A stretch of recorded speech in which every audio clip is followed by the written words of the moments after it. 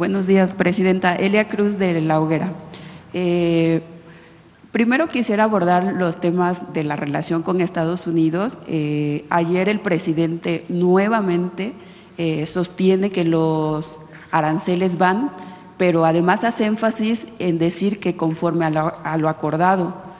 ¿Cuál es su opinión sobre eso? Porque teníamos entendido que lo acordado era la suspensión, ¿no?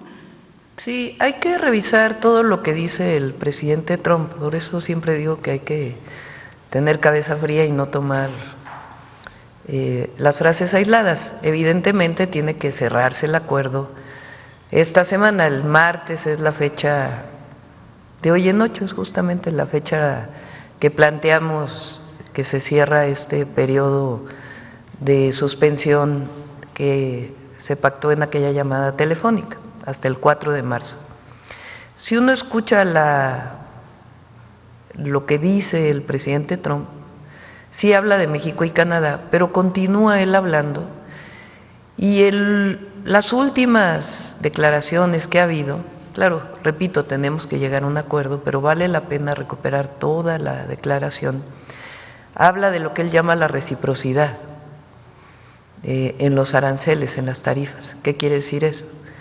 Lo que él plantea es que si un país pone impuestos a las importaciones, a las exportaciones o importaciones, dependiendo, es decir, si los productos norteamericanos al entrar a Europa tienen un impuesto, una tarifa, pues entonces él dice, en reciprocidad, Estados Unidos le va a poner una tarifa. Nosotros no tenemos ninguna tarifa entre Estados Unidos y México. Entonces, si vamos al tema de reciprocidad, pues quedaríamos como estamos ahora. Repito, se sigue dialogando con ellos en el tema de seguridad y en el tema de comercio.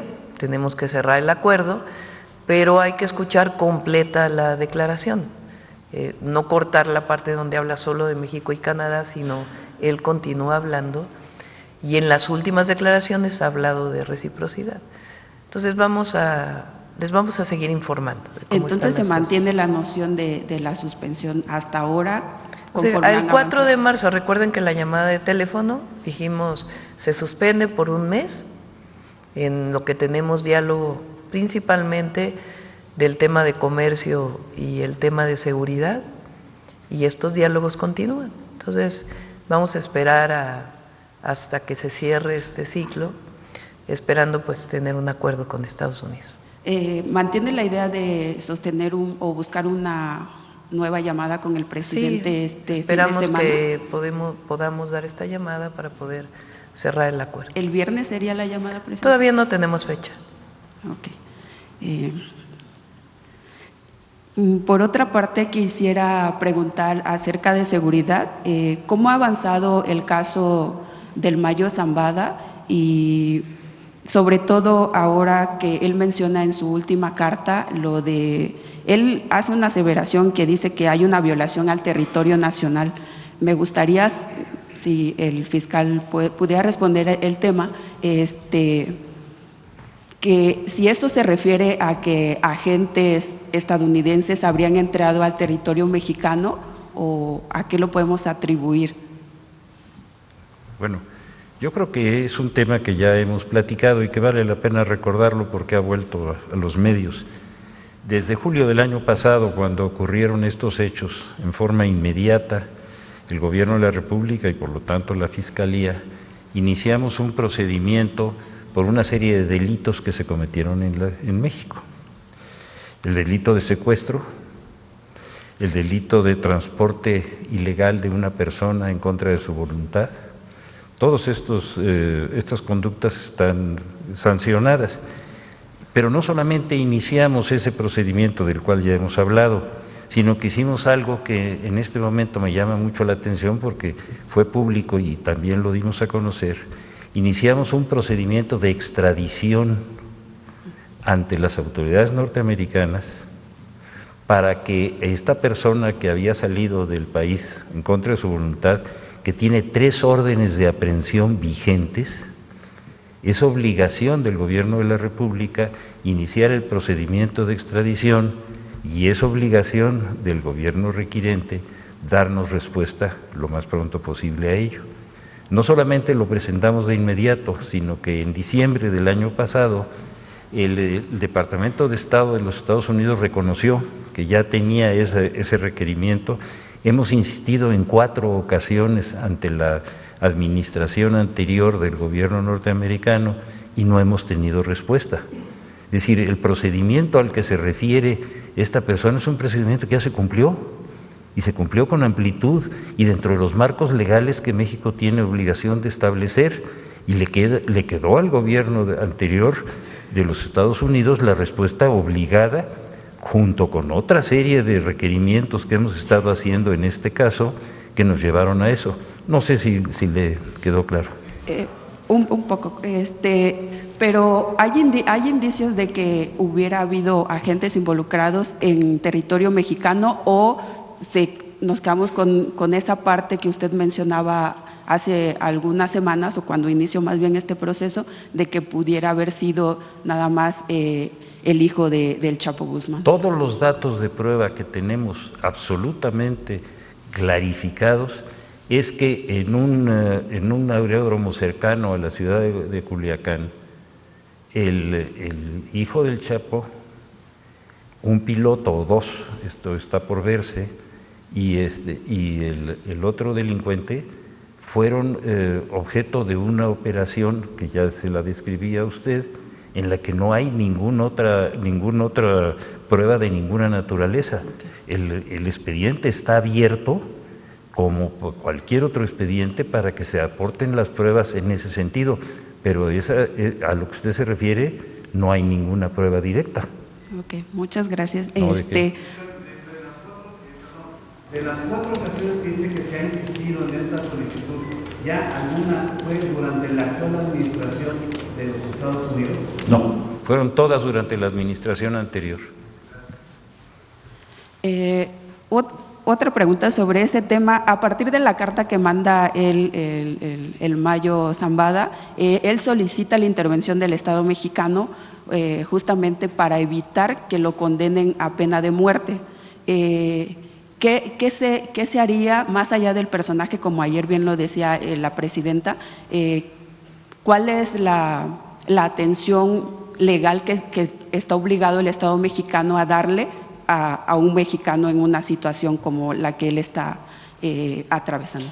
Mire, hay que recordar que prácticamente todos los países en el mundo están sujetos a la Convención de Viena, que establece, entre otros elementos fundamentales, el hecho de que el ciudadano de un país que ha sido acusado o que lleva un juicio en otro país tiene el derecho a que las autoridades de su país lo acompañen y coadyuven en la investigación y en el desarrollo de ese procedimiento. Esa es la Convención de Viena, se ha aplicado en forma permanente. Este no es un caso de excepción ni para bien ni para mal, es exactamente lo mismo.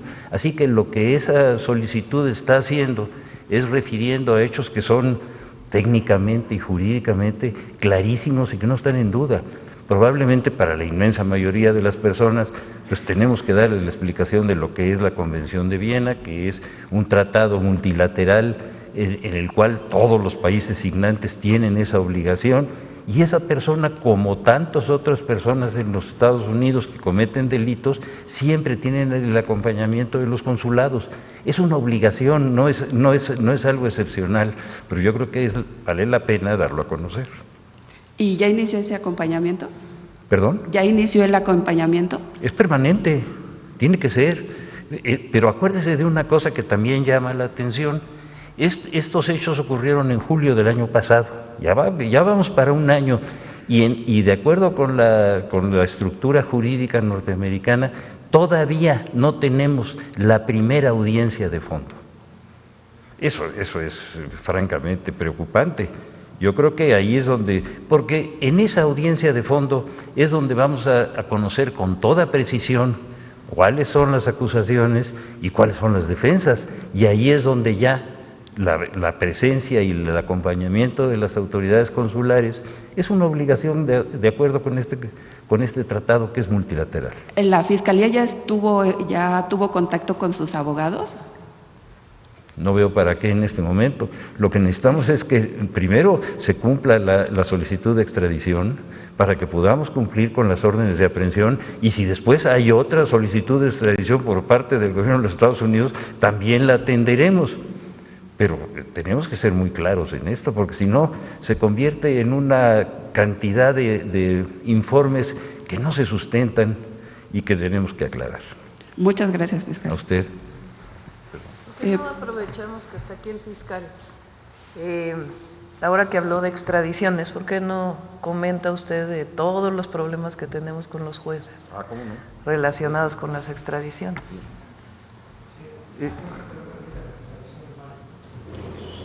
¿Comenzamos por ese?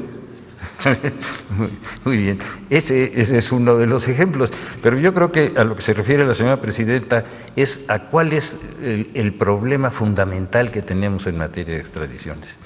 La materia de extradiciones se sustenta en dos leyes: primero, en los códigos penales en razón de los delitos, y en la ley de extradiciones. La ley de extradiciones establece con toda claridad que el Estado requirente es el que presenta ante la Secretaría de Relaciones de México o su homólogo en cualquier país la solicitud correspondiente. Esa entidad del Ejecutivo hace un análisis y, si es procedente, se lo comunica a la Fiscalía o a las Procuradurías, a sus homólogos, para que desahoguen todo el procedimiento y se pueda establecer y solicitar la orden de aprehensión. ¿Por qué? Porque no se puede extraditar a nadie con el que no se cuenta una orden de aprehensión y que se tiene que detener, por supuesto. Entonces, ese procedimiento que en la Ley de Extradiciones de México, y ustedes lo pueden consultar, es un procedimiento que no debe de durar más de 45 días. La ley es clarísima. Tenemos casos de 11 años. Es decir, es lo más ridículo y desproporcionado que ustedes se puedan imaginar. En el caso del Z40 y Z42, son 8 y 11 años los que han estado echando para atrás las audiencias, y todo el argumento, todo, es que dicen ellos que ellos no son ellos, que ellos son otros. Cuando tenemos todos los procedimientos con las fotografías, con los datos señalados, con todo. Y para que se pueda desahogar esa diligencia, han hecho uso ante los jueces, y los jueces lo han aceptado, los razonamientos y las excusas más absurdas y más desproporcionadas que ustedes se puedan imaginar. Es decir, nos han convertido eso en un territorio de una evidencia que es verdaderamente vergonzosa. Es indispensable que nosotros tengamos una conciencia muy clara de qué es lo que está pasando. Es decir, en las administraciones anteriores en México, en esta, siempre la Secretaría de Relaciones ha cumplido, siempre se han hecho todos los procedimientos. Nada más para que se den ustedes una idea, salvando el tema de los amparos contra las extradiciones, la semana pasada hicimos 11 extradiciones. No se había hecho nunca en la historia de México. Uno de ellos es un delincuente muy violento. La Secretaría de Seguridad dio la información, ustedes la tienen, 11 personas. Cuando nosotros podemos actuar de conformidad con la ley, nosotros no tenemos problema con las extradiciones. Pero convertir el derecho de amparo, que es una defensa contra el abuso de autoridad, en un abuso de autoridad, ese sí de a de veras, es verdaderamente ridículo. No sé si me puedo explicar con claridad, porque a veces los que tenemos alguna especialidad creemos que hablamos con claridad y no se entiende. Si hay alguna duda sobre eso, yo quisiera poderla compartir con ustedes. No sé si quedó claro. Perdón. Muchas gracias. Presidenta, en otro tema, en La Hoguera publicamos un texto sobre la recaudación de impuestos ecológicos que hacen los los estados. Hasta el momento o actualmente son 12.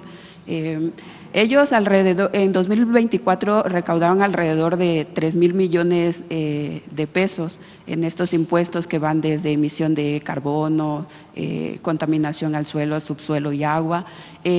Pero llama la atención que de todo este recurso que reciben no está etiquetado justamente para la remediación para los fines que recaudaron. ¿No debería haber una legislación o algo que los obligue a realmente remediar esos daños? Pues hay que ver en qué estados, ¿verdad? Hay estos impuestos, cómo es que se cobran, qué dice la ley de ingresos o cuál es la ley que establece en cada uno de los estados la condición para cobrar este impuesto y a dónde se dirige. Normalmente cuando hay un impuesto etiquetado a un daño ambiental, pues tiene que regresarse el recurso recaudado para remediar un daño o para evitar que haya más contaminación. Habría que ver cada caso en específico. El único que hasta ahora tiene etiquetado esos recursos es Guanajuato, pero los demás no. No sé si en un corto o mediano plazo se podría hacer algo. Pues habría que ver. Yo recuerdo que en Veracruz desde hace muchísimo tiempo había un derecho que se cobraba, creo que en Jalapa, para servicios ambientales, y sí se le regresaba a los propietarios de las tierras para que conservaran su territorio. Entonces, si te parece, pues le comentamos a Alicia Bárcenas, la secretaria de Semarnat, para que haga una revisión de estos impuestos o derechos que se cobran en los estados y cuál es el uso que se le está dando. Muchas gracias. Y nada más una última, Presidenta. Hace un mes aproximadamente que usted estuvo de gira por Guerrero, por la Costa Chica, los damnificados del huracán John le pidieron que si no regresaban a hacer un censo o al menos una supervisión de los daños que ellos habían tenido. Una semana después fue el representante de la Secretaría de Bienestar y levantaron una especie como de registro, pero ya no han regresado desde entonces. Quisieran saber si van a regresar, cuándo lo harán y si sí les harán el censo para recibir en todo caso la ayuda. Sí, estuvo ahí Diego Hernández, creo que fue en el centro de Copala, si no me equivoco. Sí, en la primaria de Miguel Hidalgo. Sí, ahí se hizo la reunión, se levantó un censo. Una parte muy importante pedía enseres. En este caso, con el huracán John no se dieron enseres, se les explicó claramente que era muy difícil entregar enseres a una familia sí, a una familia no, dependiendo del daño, y que mejor se decidió dar el recurso de manera directa. Y otra parte pedía sobre todo apoyo por cosechas, por daños en el campo. Y ahí Ariadna estaba, la Secretaría de Bienestar, atendiéndolo con Julio Verdegués, si les parece, que Ariadna nos mande una tarjetita para poderles informar. Porque en ese caso lo que se hizo fue dar un apoyo de producción para el bienestar, nada más un apoyo. Algunos no lo recibieron, otros sí, entonces se iba a apoyar a todos con producción para el bienestar, y agricultura iba a ser algo especial para la zona, porque sí hubo un daño importante. Hasta las palmeras se cayeron. Sí, exactamente. Gracias. Sí, es cierto, y es la producción de muchísimas familias. Sí. A ver, por acá.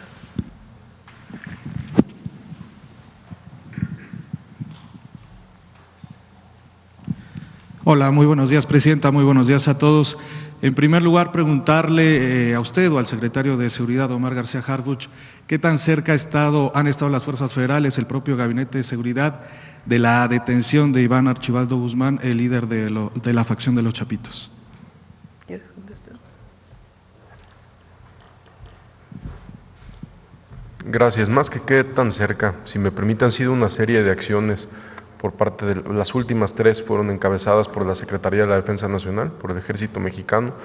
La primera fue la detención, estoy hablando de las más recientes porque ha habido de octubre a la fecha pues muchísimos aseguramientos, detenciones, bueno, como lo presentamos, simplemente en el estado de Sinaloa, de octubre a la fecha van 900 detenidos, pero en las últimas 3 acciones, que son directamente del objetivo a quien usted hace referencia, fue primero la del piloto, segundo la de Insunza N y tercera la de este sujeto, el 200, que era su jefe de seguridad. Sin embargo, estas 3 son las que más han resaltado en medios, pero todos los días ha habido detenciones y aseguramientos. Hoy en la madrugada también por parte de Sedena hubo una acción en Culiacán donde hay personas aseguradas y es un reforzamiento continuo. Más que cerca o lejos, es un debilitamiento constante a las estructuras delictivas con una finalidad, que no generen violencia. Esto sea la violencia que ellos mismos desencadenaron en la entidad, pues es el gobierno de México quien está todos los días con aseguramientos y detenciones para que esta violencia disminuya. Secretario, ¿se podría hablar de que el cerco o el principal círculo del Chapito está muy cerca el gabinete de seguridad de ellos? Lo que podemos decir es que ha habido un debilitamiento constante, no solo a esta organización, sino también a la otra facción que no son de los Chapitos, sino de los Mayos. Constantemente ha habido detenciones de los 2 grupos y de otros más, como el aseguramiento de fentanilo también de otras facciones dentro de Sinaloa. ¿Qué reporte hay acerca del hallazgo de un túnel el día de ayer en Culiacán, en la zona precisamente de Tierra Blanca? Bueno, ha habido aseguramientos de propiedades que tienen algunos, digamos, más que túneles, sí, tipo pasadizos. También se están haciendo acciones con la Fiscalía General de la República para continuar asegurando estas casas. Sí hay algunas casas que tienen túneles o digamos, otras rutas de escape. Se hablaba que este era de aproximadamente 700 metros, ¿es correcto? No tengo el dato exacto, pero se lo precisamos con todo gusto. ¿Es común el hallazgo de túneles en estos momentos? Sí, en el estado de Sinaloa desde hace ya algunos años es común que se aseguren casas con pasadizos o túneles de este tipo. Ok, secretario, en las llamadas telefónicas que ha tenido en los últimos días con funcionarios de alto nivel de los Estados Unidos, ¿qué le dicen, qué alcances tiene esta designación de los cárteles, de los 6 cárteles mexicanos como grupos terroristas? Bueno, en la llamada que tuve con la Secretaría de Seguridad de Estados Unidos, por instrucciones de la presidenta, se le informó de los 4 ejes de la estrategia de seguridad que se lleva a cabo, de estos aseguramientos que se hacen, de las operaciones de alto impacto y de las organizaciones criminales que hay en México. Se les ha compartido también información, así como también ellos han compartido, para lograr la desarticulación de estas mismas. Específicamente de los alcances de esta designación, ¿no se habló en estas conversaciones? Para nosotros no tiene, o sea, ellos los pueden designar en su país como quieran. Para nosotros ya eran organizaciones que desde antes eran prioridad para nosotros. Es muy importante mencionar que el combate a estas organizaciones no inició para nosotros hace unos días cuando ellos los designaron estas organizaciones, sino desde octubre se han venido presentando resultados relevantes que ha hecho el Ejército, la Marina, la Secretaría de Seguridad, Centro Nacional de Inteligencia, FGR. Ok, secretario, finalmente, ¿qué reporte tiene el Gabinete de Seguridad acerca de la salud del líder del cártel Jalisco Nueva Generación, Nemesio Ceguera Cervantes?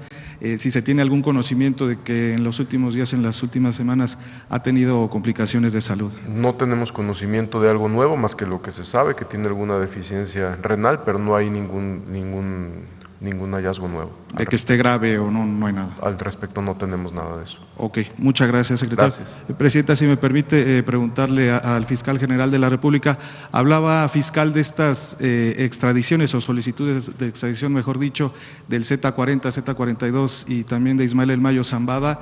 ¿Qué otras relevantes solicitudes tiene México hacia los Estados Unidos? Bueno, solicitudes tenemos varias que no se han todavía resuelto. La proporción entre de las personas que nosotros extraditamos a los Estados Unidos contra los que ellos extraditan para México es de 2 por 1. Por cada 2 que nosotros extraditamos, ellos realizan 1. Hemos estado insistiendo para que esa cantidad se vaya equilibrando. Y lo vamos a seguir haciendo. Y lo que yo le refería hace un momento, las últimas extradiciones, estas del fin de la semana pasada, son verdaderamente extraordinarias y estamos demostrando la necesidad de que trabajemos juntos. Es decir, México y Estados Unidos tenemos un enemigo común tenemos que tener una estrategia también común, siempre y cuando eso no se convierta en una amenaza a nuestra soberanía y a nuestra dignidad. Eso lo ha dicho la presidenta una y otra vez con toda razón y lo vamos a seguir sosteniendo. La inteligencia y la información es parte de la necesidad de investigación. La intervención es inaceptable. Fiscal, en el caso específico de Ismael El Mayo Zambada, ¿qué es en estos momentos exactamente lo que está deteniendo o impidiendo su extradición? Lo que acabo de decir, hicimos ya la solicitud, esa solicitud ha sido reiterada en 4 ocasiones y necesitamos encontrar la respuesta. Nosotros creemos que si demostramos que podemos trabajar juntos con transparencia y con honorabilidad, que es lo que se está haciendo en México, nosotros, en lugar de estarnos descalificando entre nosotros, debemos de estar ayudándonos para poder resolver un problema que es para las dos partes. Pero es un asunto que en estos momentos está en los jueces, en el Poder Judicial de los Estados Unidos, o en qué etapa se encuentra. Perdón, ¿Quién tiene, no me lo quiere repetir, por favor. Perdón, ¿quién está impidiendo esta solicitud en estos momentos? ¿Es la parte de los jueces, la parte del gobierno de los Estados Unidos? ¿En qué ¿Habla etapa usted de lo del Mayo? Sí. Está en los Estados Unidos, nosotros hicimos la solicitud esa solicitud no nos las han contestado, está la extradición pendiente, hemos hecho todos los requerimientos, los vamos a seguir haciendo por una razón. Mire, si se tiene cualquier delincuente que tiene órdenes de aprehensión y procesos en los dos países tiene que acatar los procedimientos y las sanciones de los dos países. Puede regresar a México, se puede procesar en México la orden de aprehensión y puede regresar a los Estados Unidos y allá aplicarle las leyes que ellos consideren y que estén dentro de los márgenes de derechos humanos. Muchas gracias. Muchas gracias. Gracias, presidente. Adelante, acá. Muy buenos días, presidenta y funcionarios que la acompañan. Ramón Flores del Centinela Informa. Si me permite realizarle una pregunta al fiscal, porque hace muchos años, presidenta, en México ya se dio un caso similar al que vive hoy Ismael El Mayo Zambada. Ese fue el del señor Rubén Zuno Arce. Preguntarle qué similitudes hay en ese caso, porque ayer el gran periodista Joan Grillo entrevistó al abogado del Mayo Zambada y le reveló que él no ha cantado hasta el momento ni tampoco ha proporcionado información alguna a los fiscales o agentes de los Estados Unidos que pudiera ser de utilidad en su proceso. Reveló su abogado Fran Pérez y que nada más ha mandado una sola carta, porque ya anda especulando por ahí un columnista que ya tiene una segunda carta y que precisamente va a demostrar que, con el respeto que me merece, señora presidenta, dicen que es un narcogobierno. Nada más preguntarle qué similitudes hay entre el caso de Rubén Zuno Arce, que se dio hace ya prácticamente casi 40 años, y el de Ismael El Mayo Zambada, fiscal. ¿Usted se acuerda que el caso de Rubén Zuno acabó ante los tribunales norteamericanos, sí, fue hecho prisionero y se pasó ahí su sentencia? No sé si todavía esté con vida, no, ya falleció. No lo creo, ¿verdad? Sí. Ya murió. Sí, se cumplió totalmente con el procedimiento y fue el mismo caso del doctor Álvarez Machain, ¿se acuerda usted también de eso? Sí. Eso generó una serie de antecedentes y cambios inclusive en el Código Penal mexicano sobre lo que es traición a la patria, por eso iniciamos un procedimiento de esa naturaleza, sí, y que está vigente y que son leyes que vamos a aplicar. Okay. ¿Alguna otra pregunta sobre esto? No, muchas gracias. Gracias. Presidenta, también solamente saber si va a confirmar lo que publicaron el fin de semana el gobernador de Puebla, Alejandro Armenta, que dice que felicita con mucha alegría a su amiga Olivia Salomón Vivaldo como directora general de la Lotería Nacional para la Asistencia Pública. Sí, no sé exactamente el día, no sé si ya entró o está por entrar, pero sí entra como directora de la Lotería Nacional. Okay. Ya la confirma. Gracias. Sí. Acá, Carlos, y luego acá. Doctora, ¿cómo está? Carlos Guzmán, de 4 Media Telecomunicaciones de Veracruz. Estaba viendo lo que le estaba preguntando el compañero Gaspar al secretario de Seguridad sobre el tema del túnel allá en Culiacán, pero sí, no sé si nos pueda aclarar, hay una prácticamente verdad a voces de que se dice que en este túnel pues estaba prácticamente el líder de los Chapitos. ¿Se nos puede confirmar eso o nos puede desmentir eso, por favor?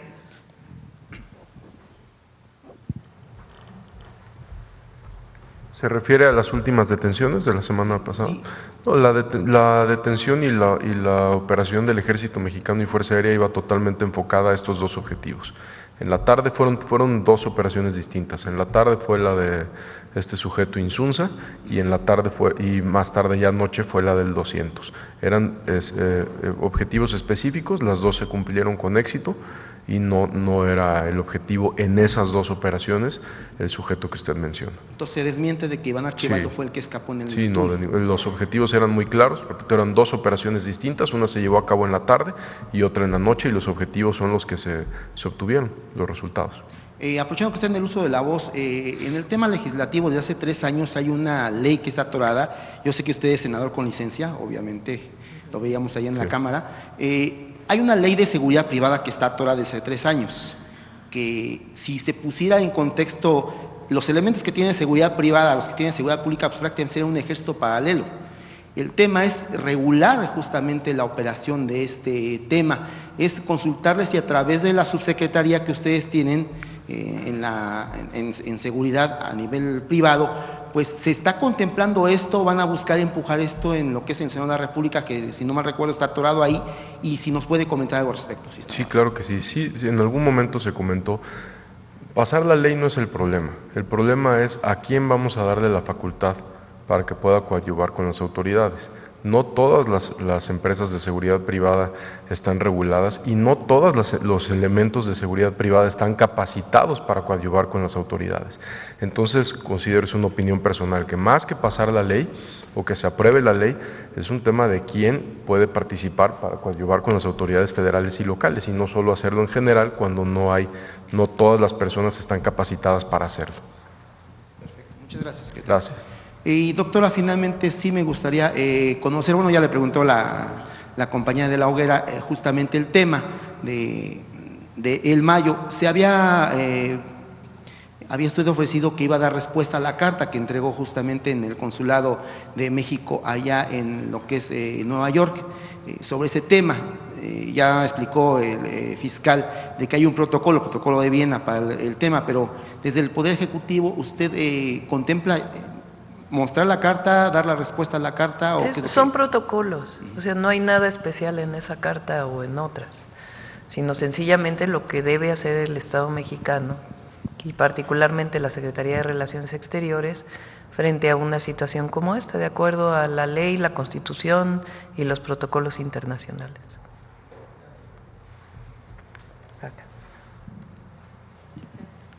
Muchas gracias, Presidenta. Nancy Gómez, de Sin Embargo. Hoy en Sin Embargo publicamos que el SAT canceló a Mexicanos contra la Corrupción y la Impunidad de esta organización fundada por Claudio X González Guajardo, la autorización como donataria autorizada. El presidente López Obrador ya había acusado que esta organización abusaba de esa categoría para financiar sus actividades políticas a costa del gobierno, deduciendo donativos. ¿Conocía esta decisión por parte del SAT? Sí, había algo, venía desde el gobierno anterior y le estábamos dando seguimiento. No conozco si fue ayer o si ya hubo una resolución en este sentido. Ahora le preguntamos al director del SAT. Okay, muchas gracias. Como mencionaba hace un momento, hoy martes, dentro de 8 días, se cumple este plazo de los aranceles, de los aranceles con Estados Unidos. Independientemente de esta decisión o del acuerdo al que se llegue entre ambos gobiernos, ¿hay planes de mediano o largo plazo para acabar con o disminuir esta dependencia con Estados Unidos? ¿Cómo nos debemos preparar los mexicanos de a pie para enfrentar esta amenaza, se cumpla o no? En esencia, el Plan México tiene que ver con ello. Muchos de los productos que consumimos vienen de países asiáticos, no solo de China, sino de países asiáticos. México tiene una balanza comercial, o sea, de lo que importamos y exportamos, que es prácticamente cero. Es decir, importamos en monto prácticamente lo mismo que exportamos.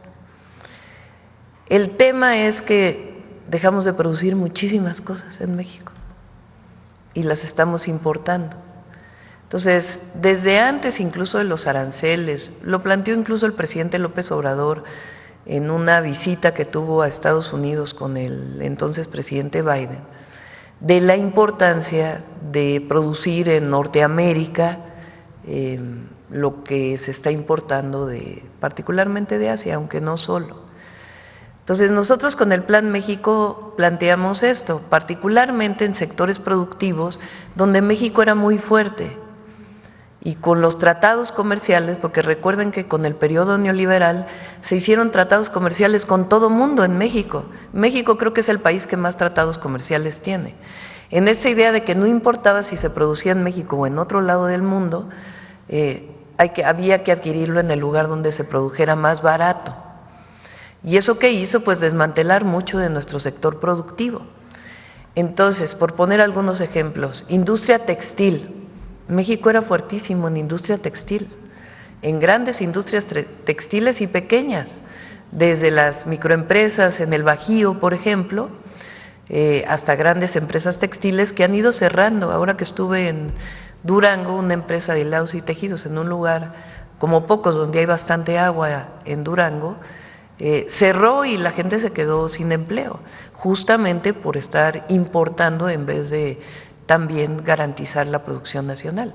Entonces a nosotros nos interesa, por ejemplo, que la industria textil resurja en nuestro país, porque hay la historia y el conocimiento, hay todo lo que se requiere para que renazca esta industria. Hay otras industrias, por ejemplo, la de juguetes, que no tiene caso estar importando tanto cuando aquí se producía muchísimo juguete. Y muchas otras, hasta muebles y otros temas, y también producción de otros sectores como semiconductores de cierto tamaño, que tenemos toda la capacidad de hacerlo y de hecho lo hacemos. Entonces el Plan México tiene que ver con eso, con fortalecer la industrialización de México. Entonces esa es una parte.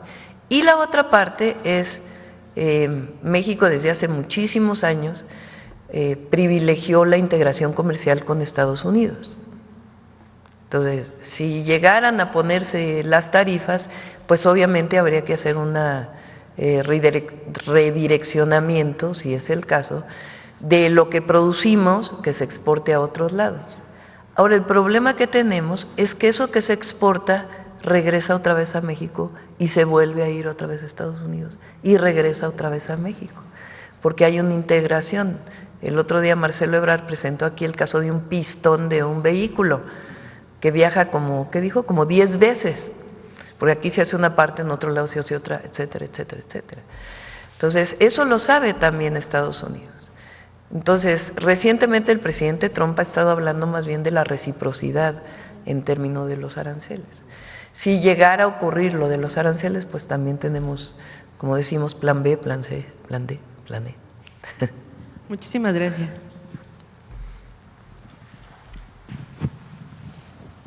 Gracias. Buenos días, Presidenta Maite Baena de Infobae México. Aprovechando que está aquí presente el Gabinete de Seguridad, me gustaría preguntarle sobre las muertes de menores de edad que han ocurrido en Sinaloa. En los últimos meses van por lo menos 30 menores que han perdido la vida en cuanto a los temas por la disputa que hay en el Estado. ¿Se tienen contempladas algunas acciones para mermar este número de decesos? ¿Quieres comentar?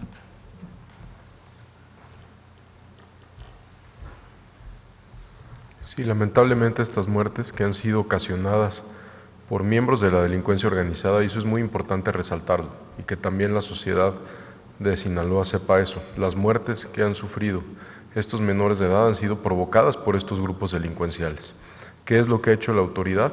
Hacer reforzamientos constantes en el estado de Sinaloa, debilitar las estructuras criminales como se ha informado, para que estos hechos no ocurran. Al disminuir los homicidios en el estado de Sinaloa, pues obviamente también van a disminuir los homicidios o heridas a menores de edad.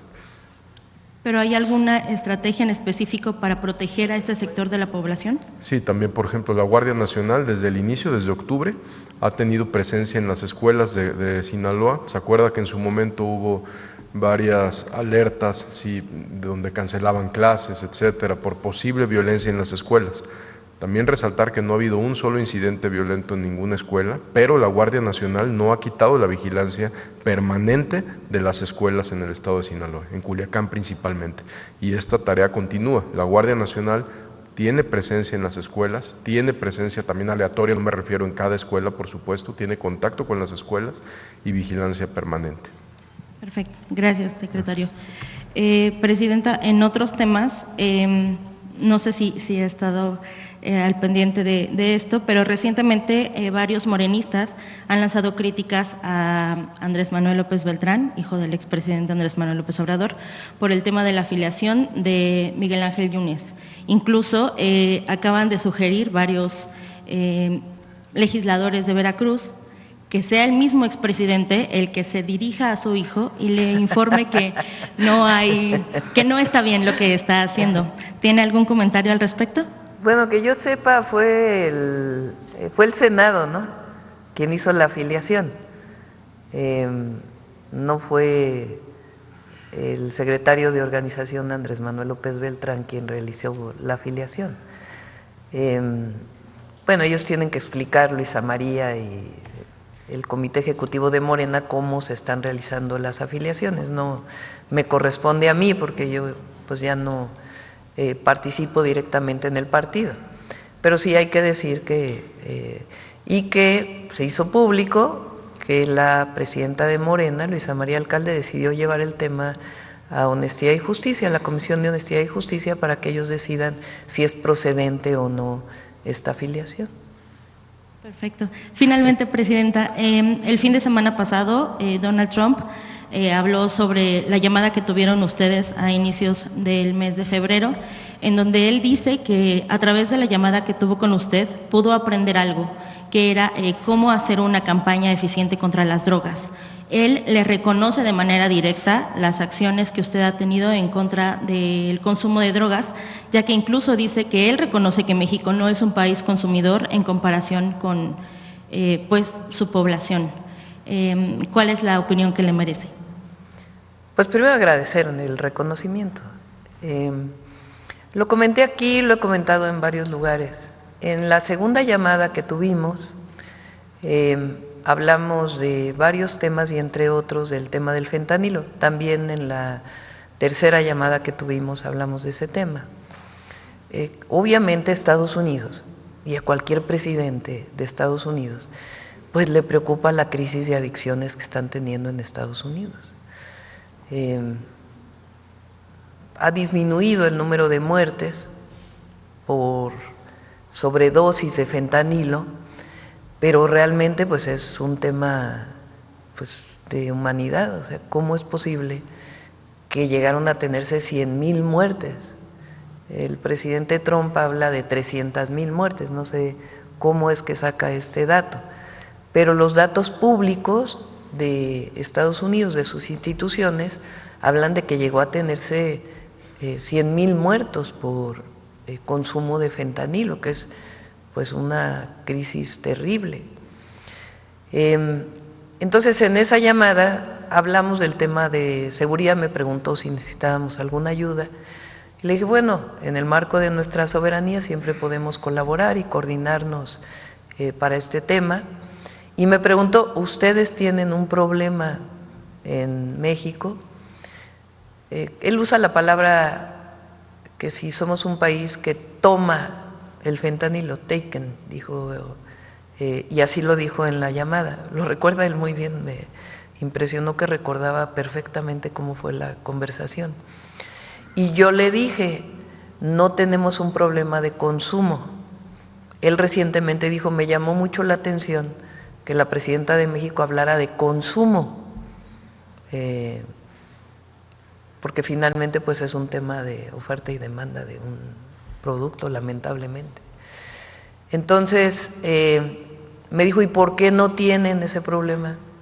Y yo le dije, en efecto, bueno, lo primero es que las familias mexicanas tenemos valores y nos protegemos. Él en su conversación posterior dice, también las familias estadounidenses tienen valores. Desde mi punto de vista, nosotros tenemos una virtud, que es que, y lo mencionaba el presidente López Obrador, que es que los jóvenes se quedan mucho tiempo con nosotros en el hogar, muy cercanos a la familia. En Estados Unidos, normalmente a los 18, 19 años salen de sus casas, muchos porque se van a estudiar al llamado college, a las universidades, y no lo estudian en el lugar donde viven porque los aceptaron en un lugar fuera. Aquellos que tienen la posibilidad de estudiar el college. Y eso pues hace que haya separación de las familias y pueden por alguna razón caer más fácilmente en el consumo. Pero hablamos pues le dije, las familias mexicanas tenemos valores y nos protegemos mucho, y es verdad. Las familias mexicanas estamos pendientes de nuestros hijos y de los hijos del vecino, y de los hijos del primo y del hermano, y cómo están tus hijos y qué problema tienen, y déjamelos, te los cuido para que puedas hacer tal cosa, y hay mucha solidaridad familiar. Y por otro lado le dije, aquí la inició el presidente López Obrador y nosotros le hemos dado continuidad y la vamos a fortalecer. Estamos haciendo una campaña contra el consumo del fentanilo. Le dije, la campaña se llama El fentanilo mata. Y entonces de inmediato él dijo, y le dijo, se ve que había otras personas con el micrófono abierto, fulano, mengano, es muy buena idea, hay que hacer una campaña de este tipo. Y en efecto, él plantea que va a hacer una campaña en donde explique todos los daños que causa esta droga en particular y todas las drogas a la gente. Entonces, es muy bueno que, porque normalmente había esta idea de que de Estados Unidos nos van a poder enseñar muchísimas cosas, ¿no? Como si Estados Unidos fuera el modelo a seguir, y sí, Estados Unidos nos puede enseñar muchas cosas, pero perdón, México le puede enseñar muchísimas cosas a Estados Unidos, muchísimas. Por eso es una relación de reciprocidad, una relación en donde nosotros tenemos que aportar y ellos tienen que aportar, una relación de iguales. Entonces, qué bueno que el presidente Trump, y además agradecemos haya reconocido que, pues que fue una muy buena idea la campaña que estamos haciendo contra el consumo de fentanilo. Muchas gracias, presidente.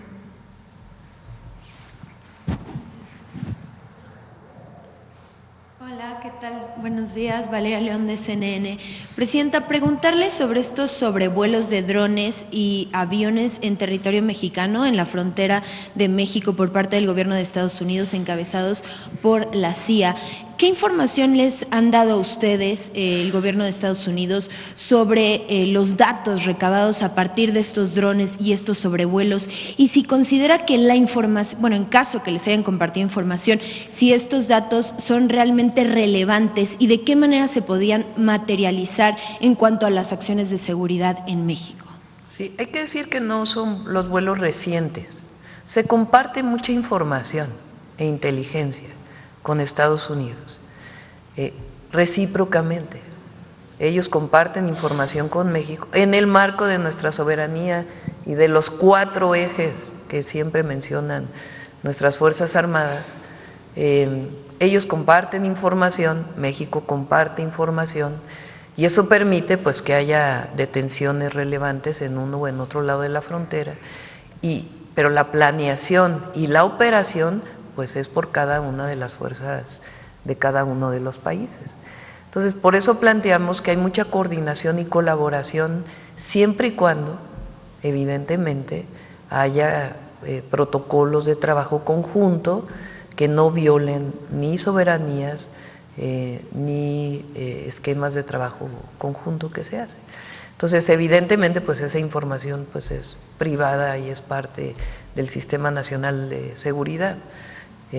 Y lo ocupa Fuerzas Armadas o Secretaría de Seguridad a partir de información y protocolos que se establecen, no la propia Fiscalía General de la República. Y es algo que no es de octubre para acá, sino es algo que se trabaja siempre en el marco del respeto. Claro, y tienes razón, no son operaciones en realidad nuevas, pero sí se ha incrementado el número de vuelos y sobre todo de estos drones con un modelo muy específico, MQ Reaper, en la frontera con México. En ese sentido, su gobierno tiene más información sobre el incremento de estos vuelos y la zona específica en donde se están enfocando esta operación. No sé si alguno de ustedes quiere contestar, general.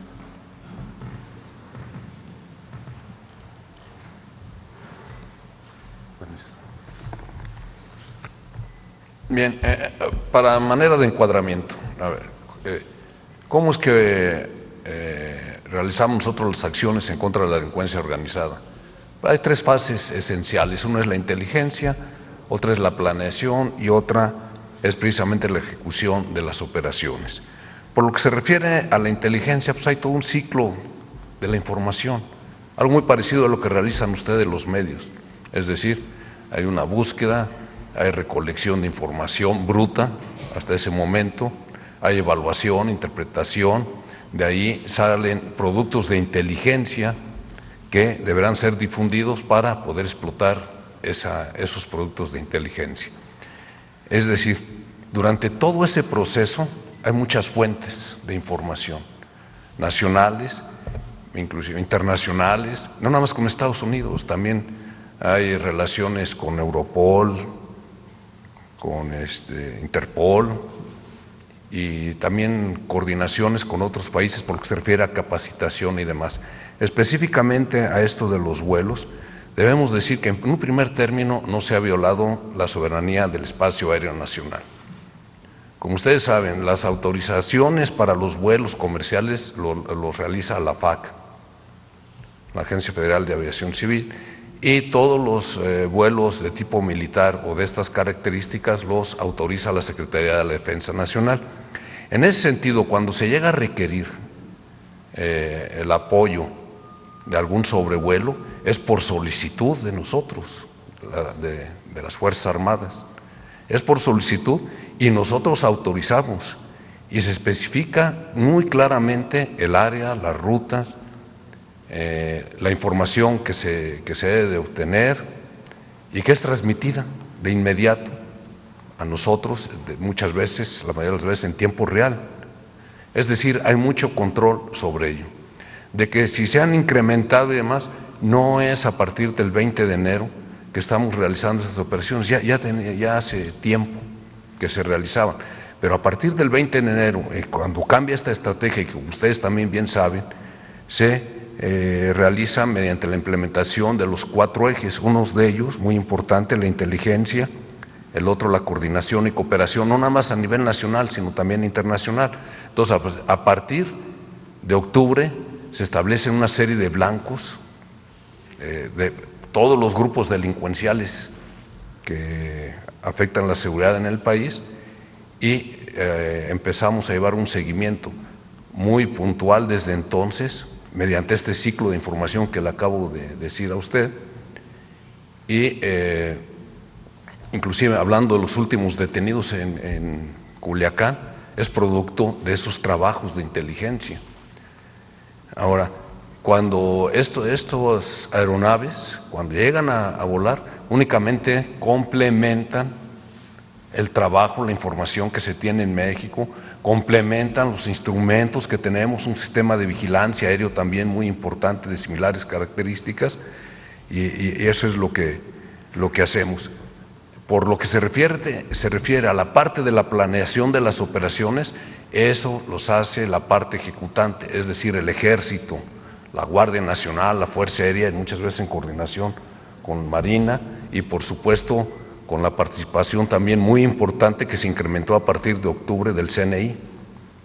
Eso es lo que hacemos. La parte ya de la ejecución de la operación es con tropas mexicanas, exclusivamente, con Guardia Nacional, y tenemos unas fuerzas especiales que también hemos incrementado mucho su nivel de adiestramiento, de equipamiento, de armamento, de vehículos.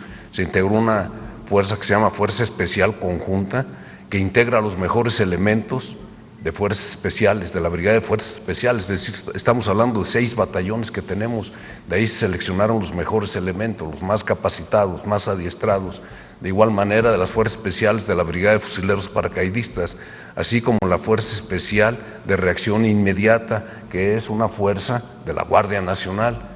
Entonces, se han incrementado mucho los resultados de las operaciones, como es evidente, pero ha sido por todo esto que les comento. Claro. Y ahora, tal como menciona, igualmente hace 2 semanas justamente dijeron que no se estaba violando el espacio aéreo con estos sobrevuelos, sin embargo, que no podían ni descartar ni confirmar que se estuvieran realizando actividades de espionaje en territorio mexicano.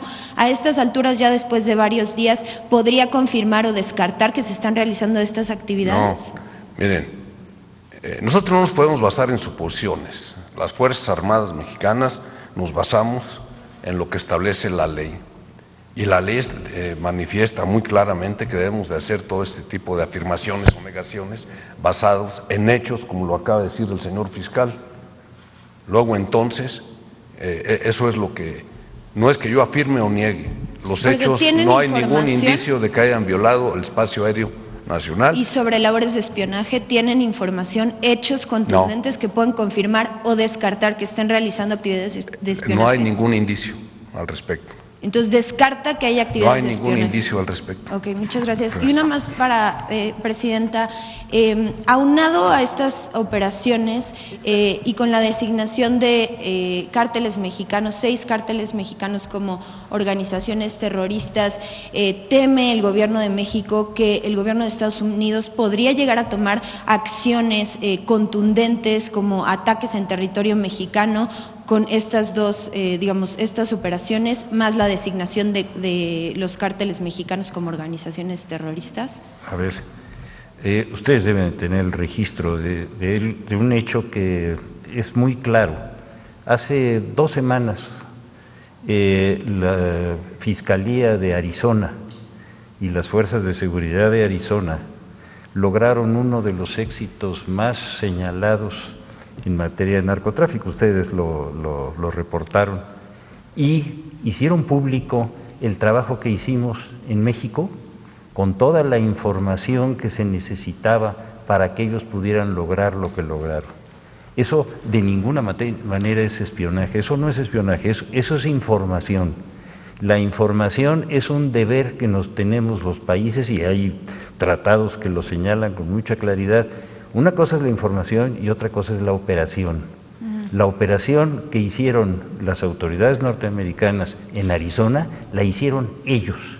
Lograron el éxito gracias a lo que nosotros les dimos como información de inteligencia. A lo que se refiere el señor secretario de la Defensa es a eso. Es decir, tenemos que recabar información, nos ayudamos y estamos conscientes de que estamos obteniendo información. No es espionaje, es información técnica indispensable. Y eso en la operación de Arizona se demostró con mucha claridad. Perfecto, muchas gracias. Y una más para la Presidenta. La semana pasada anunció que iba a mandar las reformas. 2 temas, ¿no? Uno, esta coordinación que hoy tenemos, particularmente con la Fiscalía General de la República y algunas fiscalías estatales, permite que incluso operaciones que se planean, que se definen, ya viene el Ministerio Público en esas operaciones. Eso ayuda mucho, sobre todo si se llega a hacer en flagrancia. Si no, es porque ya hay una orden de aprehensión o una orden de cateo en donde también pues está trabajando de manera coordinada. Entonces, la Fiscalía es autónoma, pero eso no quiere decir que no nos coordinemos en acciones. Entonces, eso ha ayudado también mucho para poder tener estas detenciones de las que hemos hablado. Okay. Y Presidenta, la semana pasada… Sobre tu otra pregunta, que es importante. Sí, nosotros hemos planteado siempre, y ese es nuestro principio, y ese no se va a violentar nunca, y lo vamos a decir en cualquier lado, en privado y en público, con las autoridades estadounidenses, con las autoridades de cualquier país, con nuestro pueblo, aquí en la Mañanera del Pueblo, en todos lados. Nos coordinamos, colaboramos, pero no nos subordinamos. Y tampoco nosotros queremos que haya operaciones de ellos en nuestro país con sus fuerzas. Se comparte información, se comparte inteligencia, se trabaja conjuntamente. Nosotros tenemos mucho que aportarles a ellos también de información, no solamente desde allá para acá, sino de aquí para allá, porque finalmente, como lo hemos dicho, es droga que pasa de México a Estados Unidos, no sabemos también si de Estados Unidos a México droga, o precursores químicos, que es parte de lo que comenté ayer, pero armas, pasan muchísimas armas de Estados Unidos a México de manera ilegal. Entonces hay mucha información de aquí que también es relevante para ellos. Entonces en ese sentido hay coordinación y colaboración, pero nunca subordinación, nunca invasión y nunca operaciones de sus fuerzas en nuestro territorio. Eso es lo que debe quedar muy claro y por eso también la reforma a la Constitución que presentamos hace unos días. O sea, debe quedar claro que eso es lo que establece nuestra Constitución. Esa es nuestra historia, esa es nuestra soberanía, esa es nuestra independencia, pero nos coordinamos y colaboramos. Y precisamente le iba a preguntar sobre esa reforma porque usted la anunció, me parece la semana pasada, como respuesta en parte a esta designación y también por esto que ha insistido usted muchísimo sobre proteger la soberanía en México. ¿En qué consiste exactamente esta reforma y de qué manera va a ser el proceso, de qué manera va a poder aplicarse para poder resguardar la soberanía en México? Una época en México en donde agentes de agencias de los Estados Unidos operaban en México.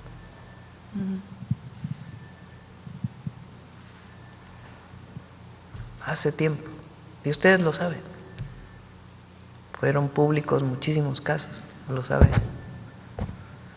Entonces eso es lo que, hay una ley de seguridad nacional donde se establece si una persona de una agencia de los Estados Unidos entra a México, pues hay una serie de protocolos, se tiene que dar un permiso. En el 2022 se hizo o 2020, a ver si ponen la ley de seguridad nacional, una serie de requisitos que tienen que cumplir las personas de Estados Unidos que son miembros de algunas agencias que operan en nuestro país. Entonces se reguló eso. Entonces eso lo estamos llevando a la Constitución, esa regulación. Es decir, se colabora, se trabaja, ellos deben cumplir una serie de protocolos, deben cumplir con la ley, con la Constitución de México. Y si colaboramos y nos coordinamos, nos va a ir mejor a ambos. Pero lo que no puede ser, pues es una violación ni a las leyes ni a la soberanía. Esto fue enviado por el presidente López Obrador en el 2020. Los agentes extranjeros deberán observar las siguientes disposiciones. Solo podrán desarrollar las actividades de enlace para el intercambio de información con autoridades mexicanas en términos de lo dispuesto en la acreditación que se hubiese expedido a su favor. Deben ser acreditados.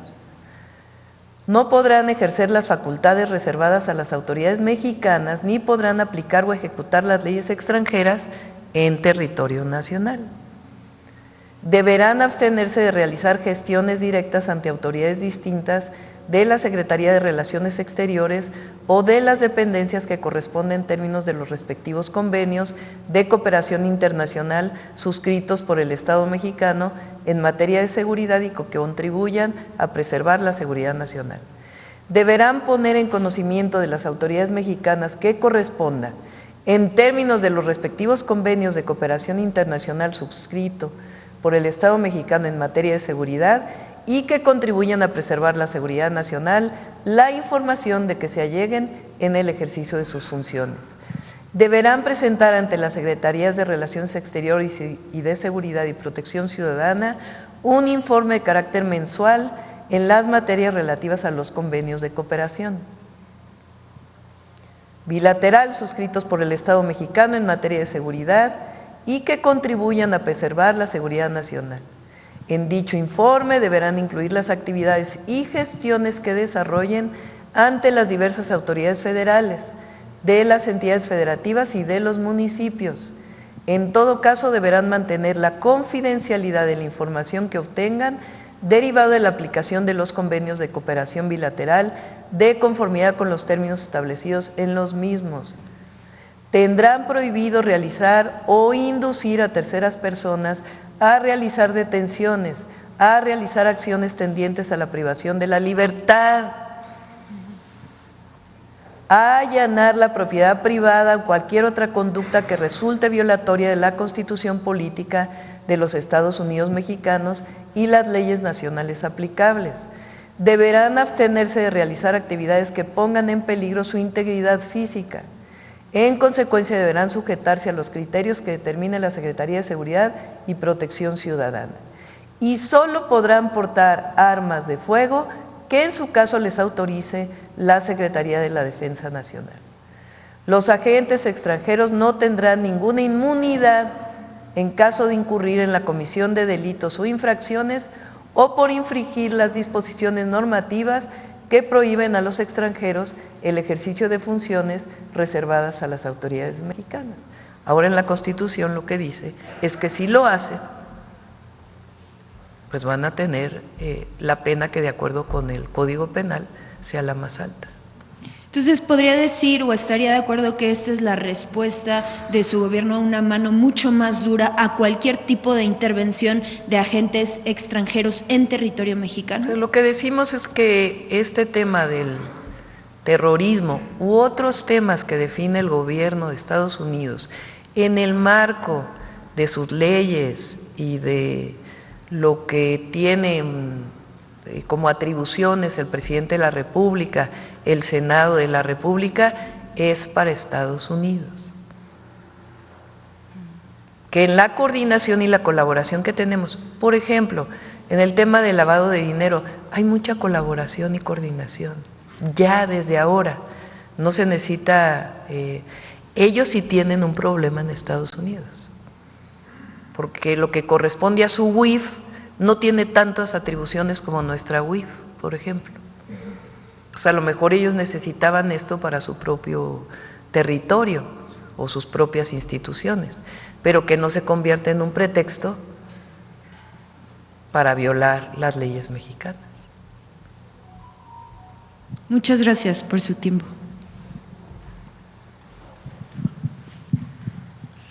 Buen día, Presidenta. Soy Jonathan Lozada, Máxima FM de Chiapas. En el tema de hoy, haciendo un análisis de las causas también, pues la inseguridad no es un fenómeno espontáneo, tiene sus orígenes en desigualdad, en faltas de oportunidades.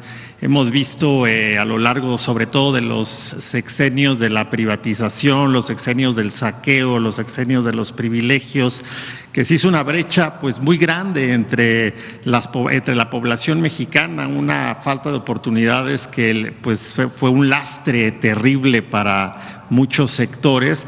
Y pensamos que de ahí vienen pues estas olas de delincuencia que durante los últimos años del sexenio previo parecían alcanzar grandes niveles y luego hubo un declive, ¿no?, con el presidente López Obrador, y hoy nos muestra a usted en las gráficas y su equipo cómo ese declive es pues mucho más pronunciado. Vemos también el tema de la atención a las causas, que es uno de sus pilares, en el cual pues el deporte, la cultura, como lo presentó hoy la Secretaria de Gobernación, pues juega un papel fundamental. Pero también el tema de otros programas, como el de inserción de jóvenes al espacio laboral, Jóvenes Construyendo el Futuro, y acciones que tienen que ver con generar empleos. Bueno, de hecho, diciembre del año pasado fue el mes históricamente más bajo, ¿no?, con 2.4% en cuanto al desempleo. Estos que son estos programas que tienden a tener acción inmediata o incorporar a los jóvenes pues rápido al sistema laboral, ¿cómo van? ¿Cómo los está visualizando? ¿Qué medición hay, Presidenta, el nivel de desempleo y los jóvenes, poniendo estos dos factores como punto fundamental? Porque muchos pues sean reclutados, ¿no?, en otras épocas. En ese sentido, ¿qué hay, Presidenta? Nuestra estrategia tiene los dos grandes elementos. Lo dividimos en 4 ejes, pero son 2 grandes principios. El primero es la atención a las causas, ahora lo explico. Y el segundo, la cero impunidad, disminuir la impunidad. En atención a las causas, pues tiene que ver con que los jóvenes nunca tengan en su mente como opción acercarse a un grupo delictivo. Ese es nuestro objetivo. Que ningún joven mexicano piense que tiene como opción de vida un grupo delictivo, porque además no es opción de vida, es opción de muerte. Hubo una apología durante un tiempo todavía de que acercarte a un grupo delictivo te iba a dar dinero, poder, mujeres, que además con esta visión terrible de la mujer como si fuera un objeto sexual, pero que te iba a dar una vida de lujos. Y entonces los jóvenes se acercaban a la delincuencia en esta apología, series, canciones, todo. Entonces no solamente era un tema de falta de acceso a recurso económico, a un buen empleo, a la educación, sino como una especie de identidad. Y al atender las causas nosotros atendemos las 2 cosas, más educación.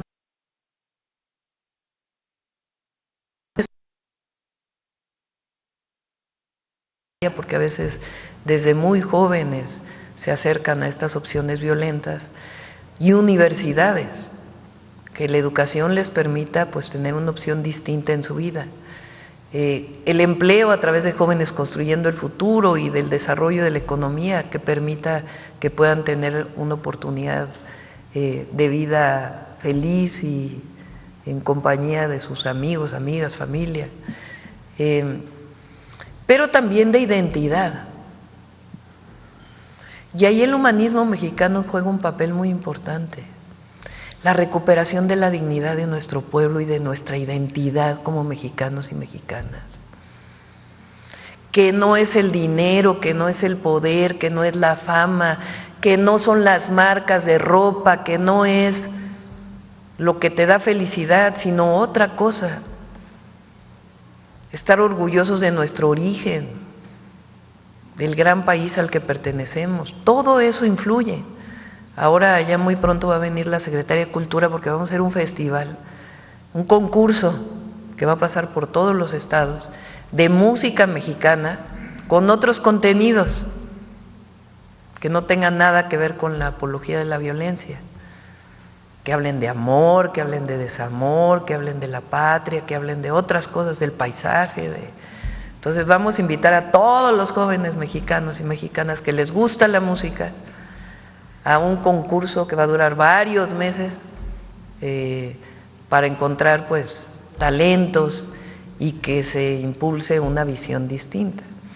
Todo eso es parte de atención a las causas. El trabajo que encabeza Rosa Isela en los territorios tiene que ver con eso, con la presencia del gobierno en los territorios, que se acerquen a un programa, a una actividad que les dé una identidad distinta y que también les dé oportunidad de vida, de estudio diferente. Sin eso no hay estrategia de seguridad, porque la estrategia de seguridad no solo es policías, no solo es Fuerzas Armadas, no solo es Fiscalía, también y fundamentalmente es dar una opción de vida distinta a las y los jóvenes principalmente.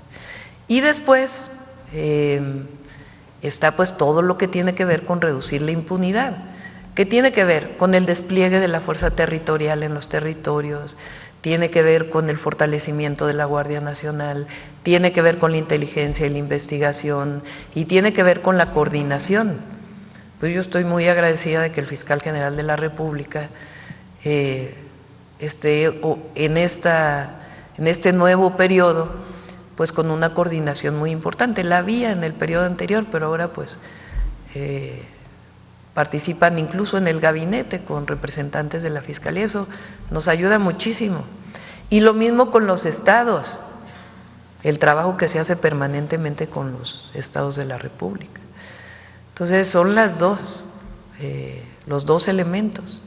Y los dos elementos, porque dicen, cambió la estrategia de seguridad de antes, ahora, cada persona es distinta y cada persona establece prioridades, coordinaciones, etcétera, y nos tocó momentos históricos distintos también al presidente López Obrador y a su servidora. Pero lo cierto es que si se acuerdan en los informes del presidente López Obrador, en la mañanera de él, el primer punto que veían se llamaba cero impunidad. Quizá ahora lo que estamos logrando pues es mucho más coordinación y fortalecer la inteligencia y la investigación. Más todavía. Bueno, vamos ya. Presidenta, solo quiero aprovechar, si me permite, hacer una pregunta al fiscal, aprovechando que está aquí en esta coordinación. ¿Y qué pasó con Emilio Lozoya, fiscal? Quisiera preguntarle cuál es el estatus de ese tema. Y quiero preguntarlo porque, bueno, la agenda mediática hoy en día está muy enfocada al narco, bueno, bien, pero hay otros presuntos delincuentes de cuello blanco de quienes hoy en día no sabemos mucho. Y quiero nada más citar rápidamente un comunicado de presidencia de la Unidad de Inteligencia Financiera del 21 de julio de 2023, y únicamente para que a los mexicanos no se nos olvide qué pasó, ¿no? Pero el 29 de enero dice este comunicado de 2014, Pemex erogó $275 millones de la compra de una infraestructura industrial agronitrogenados que no estaba en operación desde 1999. El sobreprecio de esta compra fue de $216 millones. Es decir, el C. Lozoya compró por $275 millones, algo que en realidad valía $58 millones. Estoy recordando este momento porque pienso no se debe de olvidar. Así, la operación fraudulenta de Lozoya solamente en el caso de agronitrogenados le ha costado a México $760 millones. En esta operación de compra por parte de Pemex, Lozoya recibió como mordida, así lo dice el comunicado oficial de gobierno, de parte del vendedor Altos Hornos de México, representado por Alonso Ancira, una cantidad de al menos $8.4 millones a través de triangulaciones internacionales de lavado de dinero. En otro proceso, continúa este comunicado, en otro proceso penal abierto contra Lozoya se tienen identificados otros sobornos por al menos $7.3 millones pagados por la empresa transnacional brasileña Odebrecht, a la cual se le adjudicaron 3 contratos por parte de Pemex. De las actividades ilícitas de Lozoya se desprenden también 2 compras de inmuebles en el mercado mexicano por $7 millones. Y es pues insultante leer esto, es muy insultante para los mexicanos y muy insultante también ver personas señaladas en este mismo momento como el legislador panista Ricardo Anaya, ¿no?, a quien se le señaló por parte del mismo Lozoya de recibir los sobornos y repartirlos en la Cámara de Diputados para que votaran a favor de la reforma eléctrica. Y luego el señor se fue y hoy es legislador y habla como si tuviera mucha probidad, ¿no? Es insultante, insisto, ¿no? Y ahí tenemos otros flamantes panistas como el líder del cártel inmobiliario, que no tiene que ver con este tema, pero tiene que ver con otros. Pero hablando de cero impunidad y recordando el tema, y en este caso, ¿cuál es el estatus, señor fiscal? Qué bueno que lo recuerda. Mire, desde la administración anterior, no la del licenciado López Obrador, sino la anterior, comenzó una supuesta investigación de 2 casos famosos.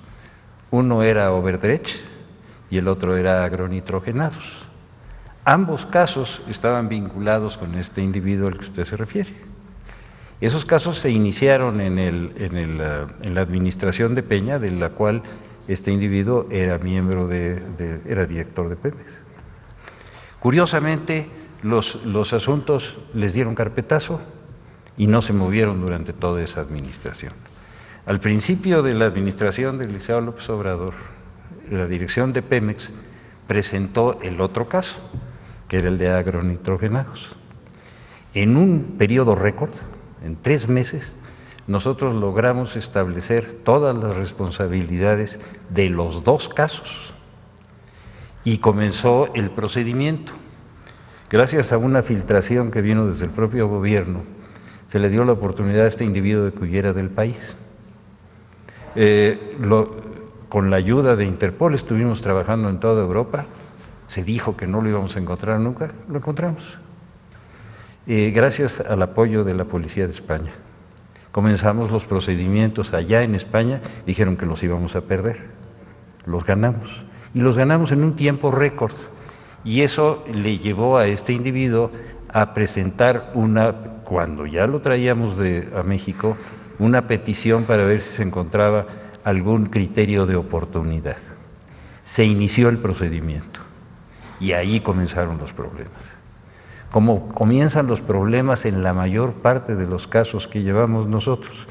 Los podemos llevar en un tiempo récord mientras integramos la carpeta, pero agárrese cuando llegamos ante los jueces. El caso de los 11 años, estos de los que acabamos de hablar, no son casos excepcionales, ¿eh? De acuerdo con la ley, las audiencias se deberían de desarrollar en un plazo de menos de un mes. Cuando tenemos una audiencia en menos de un año, ya es un milagro. Y comenzó el procedimiento frente a los jueces. Sigue el procedimiento, siguen las trampas procesales, el individuo está sujeto a proceso. En un momento dado había llegado a tal extremo su situación que pedimos la orden de aprehensión y lo internamos. Inmediatamente un juez le dio libertad procesal y en eso estamos, pero de que el gobierno hizo lo que tenía que hacer, que la Fiscalía cumplió con todo rigor, con todos los requisitos que tenía para iniciar este procedimiento, eso es público y notorio, usted lo sabe. ¿En dónde estamos?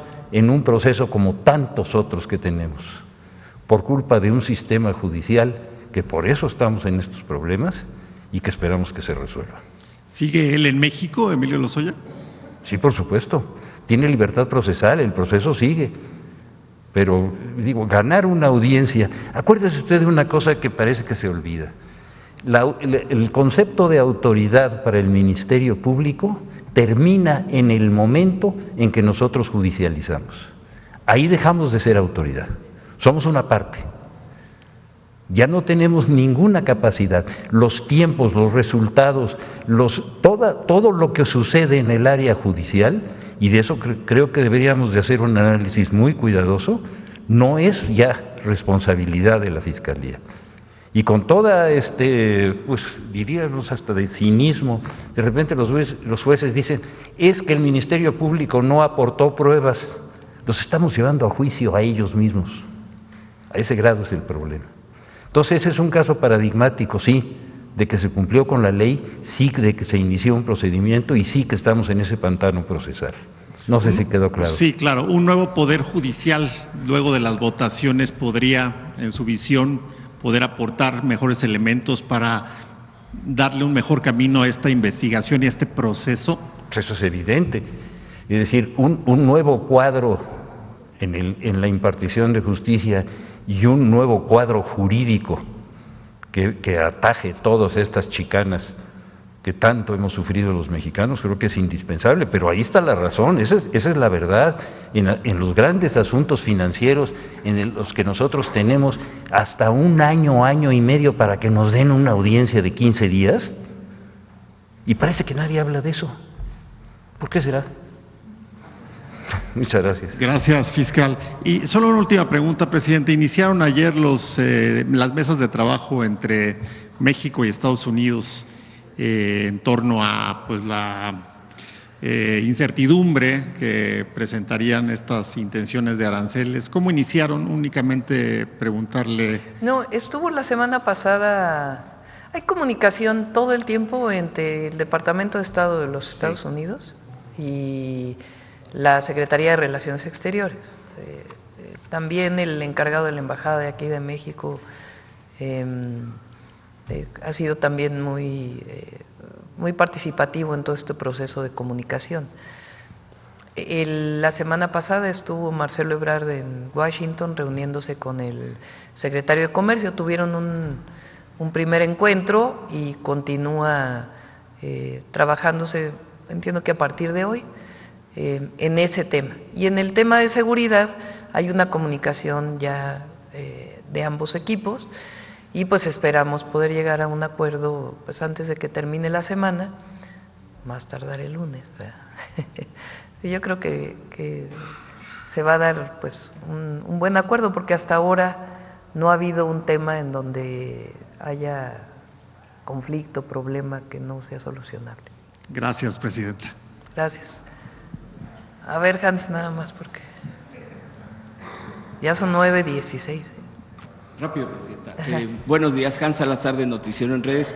Aprovechando este martes de seguridad, el tema de seguridad, preguntarle, presidenta, ha salido un video donde alcaldes panistas, de acuerdo a esta difusión, son grabados con un líder del cártel de Sinaloa.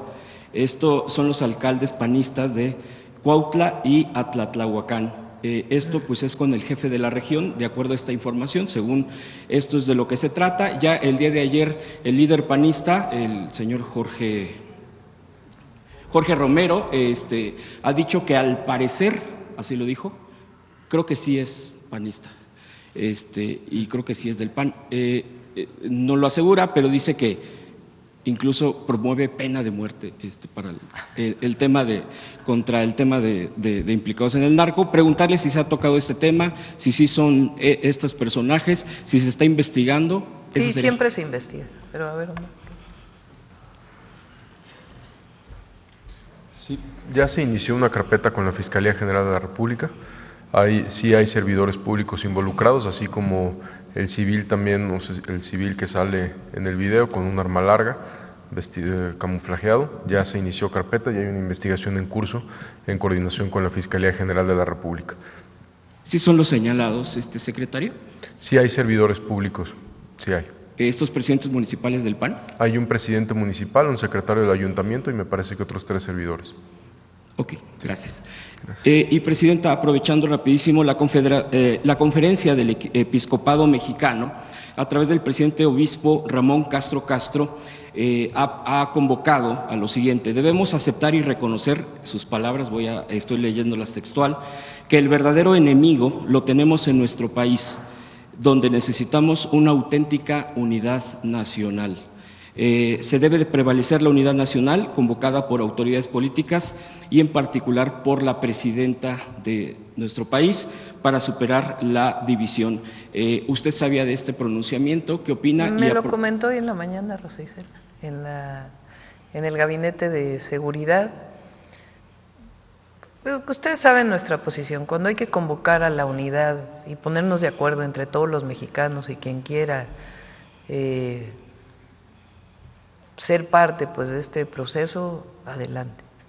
Eso no quiere decir que no defendamos un proyecto de nación y que el proyecto de nación que defendemos, ese va a continuar siempre. Entonces, hay momentos específicos donde es importante que todas y todos los mexicanos estemos de acuerdo. Está el caso, por ejemplo, recuerdan que ahora estuvo muy reconocido en las redes cuando en su primer periodo el presidente Trump habla mal del presidente Peña y sale entonces Andrés Manuel López Obrador, que era dirigente político de la oposición, pues a decir: no, nosotros no aceptamos que le hablen mal a ningún mexicano, y le dio su apoyo entonces al presidente Peña. O sea, son momentos en donde tiene que haber unidad entre todas y todos los mexicanos. Y hay temas pues en los que hay diferencias, y eso es la democracia. La Iglesia dice que estaría, en este caso del episcopado, que estaría dispuesto a aportar lo que le toque a la Iglesia como tal. ¿Qué le respondería? Pues sí, en el marco de la Constitución, de las leyes, hoy tenemos un programa que es el Sí al Desarme, Sí a la Paz, que lo desarrollamos principalmente con la Iglesia Católica, pero no solamente, en donde se ocupan los atrios de las iglesias para que la gente pueda entregar un arma que es de su posesión, que no se investigue y que pueda ser destruida. ¿Por qué en los atrios de las iglesias? Pues porque es un espacio de confianza para el pueblo de México. Habrá quien tenga otra religión y también trabajamos con otras iglesias. Pero, por ejemplo, ese programa pues ha sido muy importante y lo vamos a seguir promoviendo. Y habrá diferencias en algunas cosas, habrá acuerdos en otras, y cuando tenemos que jalar parejo, pues hay que jalar parejo, y quien no quiera jalar parejo, pues también está en su derecho. Y por último, Presidenta, el personaje político o el actor político, porque también creo que fue actor, Verástegui, pues se ha anunciado que ya va a dar está avanzando el proceso de su partido para buscar el registro. Esto, por supuesto, que le toca a la autoridad electoral. Pero la pregunta es la siguiente: él recientemente participó en una convención sobre, pues, de conservadores, tal cual, allá en Estados Unidos, y donde coincidió incluso con un saludo que se ha interpretado como un saludo fascista, un saludo nazi, así tal cual, que coincide con otro personaje que se llama Bannon, se apellida Bannon, y el propio Elon Musk. Estos saludos, bueno, pues ellos han evitado decir qué es eso, etcétera. Pero este partido avanza, el clasismo, la forma de expresarse, de manifestarse es esa. Sabemos que hay una libertad, sin embargo, bueno, pues este tipo de actitudes pues nazifascistas son, ya sabemos qué significan y qué consecuencias ha habido para la humanidad. En este caso, el avance de su partido, él está en contacto pues allá en Estados Unidos. ¿Qué le significa, más que si proceda o no el registro que le toca a la autoridad y cómo se manejen, este tipo de pensamiento, este tipo de actuar? ¿Usted qué opinión tiene al respecto? Y sería mi última pregunta, le agradezco las respuestas, Presidenta. Pues son personajes que se han, no sé ni siquiera si realmente lo crea o es parte de su manera de darse a conocer, pero tiene un discurso de ultraderecha muy conservadora, de racismo, de clasismo. Ahora, yo creo que en México no tiene mucho asidero por la historia de México. Nuestra historia pues es una historia de un liberalismo muy grande. Si tuvo un periodo el conservadurismo en el gobierno, ni siquiera utilizaba esos discursos porque son rechazados por el pueblo de México. Y hay que seguirlos denunciando, discutiendo, porque es importante que se den a conocer. Pero hoy el pueblo de México tiene tanta conciencia, y más también lo que significa y ha significado nuestra historia, que difícilmente creo que tenga un asidero en México, ¿no? Pero de todas maneras es importante que se debatan estos temas, porque nosotros pues no debemos aceptar ningún clasismo ni racismo, si estamos justamente contra eso, ni autoritarismo, porque increíblemente usan la palabra libertad, eso vale la pena decirlo. Usan la palabra libertad como si libertad fuera lo que ellos defienden. No, ellos no defienden la libertad. Porque si defendieran la libertad, entonces defenderían también el que cualquier ser humano tuviera acceso a todas sus oportunidades y que realmente la libertad permitiera que quien menos tiene pudiera tener acceso a una vida digna. Ellos hablan de la libertad del mercado, como el presidente de Argentina, ¿no?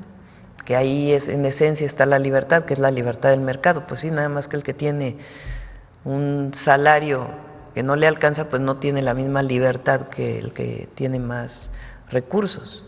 Y ya ayer mencionamos lo que piensa el Papa Francisco, que compartimos sobre esa supuesta libertad, que en realidad no es libertad.